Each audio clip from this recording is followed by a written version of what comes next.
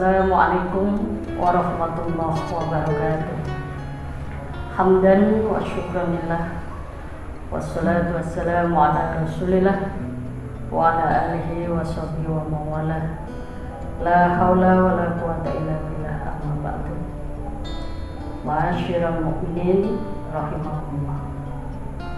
Anak-anakku yang saya cintai, Rasulullah Shallallahu Alaihi Wasallam pernah bercerita kepada para sahabat akan datang pada satu zaman di mana umatku itu seperti buih di tengah lautan. Umat Islam mudah dihancurkan, umat Islam mudah dibuat bercerai-berai, dan umat Islam mudah untuk diruntuhkan. Pada saat itu, seorang sahabat bertanya kepada Rasulullah, "Kenapa ya Rasulullah?" Maka Rasulullah menjelaskan bahwa pada saat itu umatku terkena satu penyakit yang disebut dengan wahan. Maka sahabat itu juga bertanya kembali, "Ya Rasulullah, apa penyakit wahan itu?" Maka Rasulullah menjelaskan, penyakit wahan adalah hubbud dunya wa karahiyatil maut, mencintai dunia berlebihan dan dia takut dengan kematian. Umat Islam pada saat ini suka atau tidak suka sudah terbawa arus kehidupan apa yang disebut dengan gaya hidup materialistik hedonisme. Kehidupan materialistik ini adalah satu bentuk dari apa yang disebut dengan hubbud dunya, cinta dunia secara berlebihan. Ketika seorang mukmin sekalipun kemudian dia mencintai dunia secara berlebihan, dia sudah masuk di dalam mata rantai kehidupan materialistik, maka yang ada dalam pikirannya, segala sesuatu itu diukur dengan materi, segala sesuatu itu diukur dengan kebendaan. Ketika kekuatan umat Islam ini sudah terkuasai dengan gaya hidup, pola pikir yang serba materialistik, maka sudah barang tentu keimanan sedikit demi sedikit akan tercabut dalam dirinya. Kalau keimanan sudah tercabut, sudah barang tentu ketika materialistik menjadi satu faham dalam kehidupan seorang muslim, maka yang muncul adalah kehidupan yang kedua, hedonistik. Dia akan bergaya hidup serba menyenangkan, melezatkan, sekalipun itu harus berbenturan dengan ajaran agama.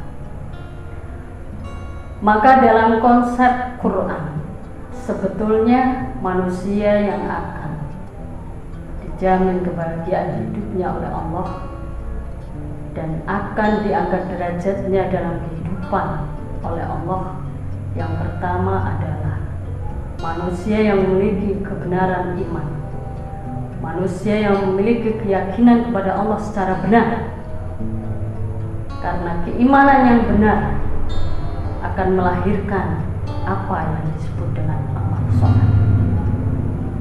Ketika keimanan seorang benar, maka secara otomatis dia akan berpikir positif, dia akan punya hati yang benar, dan selanjutnya semua itu akan termanifestasikan dalam amaliyah yang baik.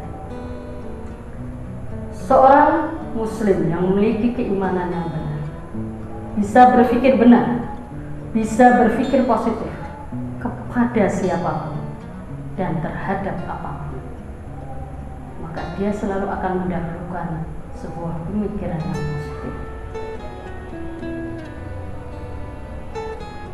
Sahabat-sahabat yang saya cintai,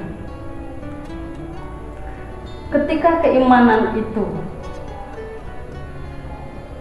dimiliki oleh seorang muslim dengan keimanan yang benar, maka dia akan menuntun hati seorang mukmin itu juga akan memiliki hati yang benar.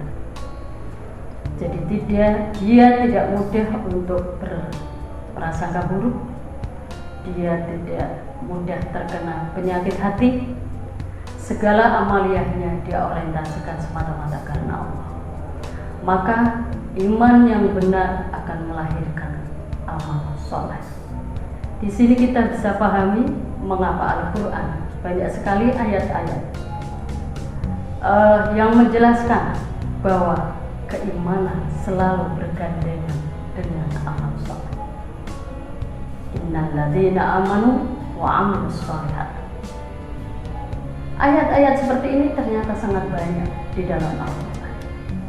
Ini merupakan satu bentuk pengukuhan Tuhan bahwa seorang yang memiliki keimanan yang benar, maka dia akan punya amal soleh.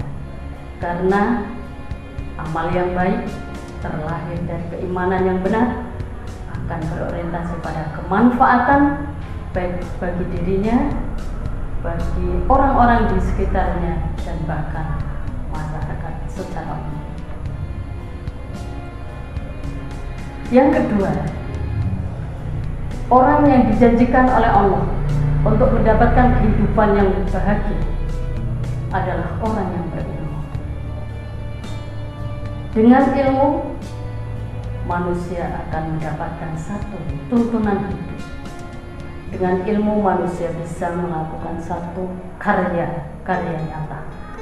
Dengan ilmu, manusia bisa berpikir untuk menjadikan sesuatu yang tidak bermanfaat untuk bisa bermanfaat.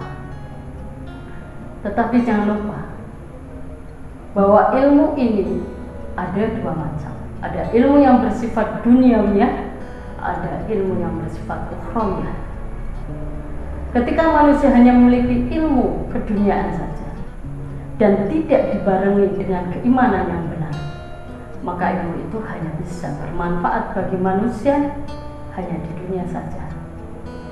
Tetapi ilmu yang akan membawa keselamatan bagi kehidupan manusia di dunia dan di akhirat, maka ilmu itu harus bergandengan erat dengan keimanan. Dengan kata lain, antara keimanan dan keilmuan itu harus menjadi sebuah harmonisasi dalam hidupnya. Hal ini dinyatakan Allah dalam sebuah potongan firman-Nya, surat Al-Mujadalah ayat 11. Yarfa'illahu alladhina amanu minkum walladzina utul 'ilma darajat. Allah akan mengangkat derajat orang-orang yang beriman di antara kamu dan orang-orang yang berilmu pengetahuan. Jadi kalau orang hanya punya ilmu, punya iman saja, maka bisa jadi kalau dia tidak dibarengi dengan keilmuan, dia akan hidup pas-pasan saja di dunia. Sekalipun di akhirat dia akan mendapatkan tempat yang mulia di sisi Allah. Tetapi sebaliknya, ilmu tanpa keimanan, dia hanya akan mengantarkan pemiliknya hanya bahagia atau memiliki martabat yang tinggi hanya di dunia saja, tetapi tidak sampai kepada akhirat.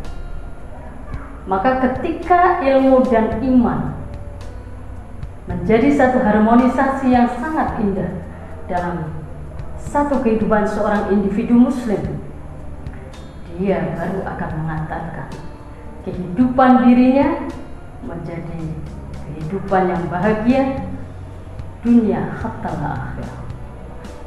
Maka kalau kita sebagai umat Muhammad sudah menjadikan diri kita sebagai orang yang beriman, maka harus memodali diri kita dengan ilmu pengetahuan. Hal ini dikatakan oleh Rasulullah dalam salah satu sabdanya, man arada dunya fa'alaihi bil ilmi wa man arada al akhirata fa'alaihi bil ilmi wa man aradahuma fa'alaihi bil ilmi. Barang siapa yang ingin hidup bahagia di dunia, maka dia harus memiliki ilmu pengetahuan. Dan Dan barang siapa dia ingin hidup di akhirat, maka haruslah dengan ilmu pengetahuan.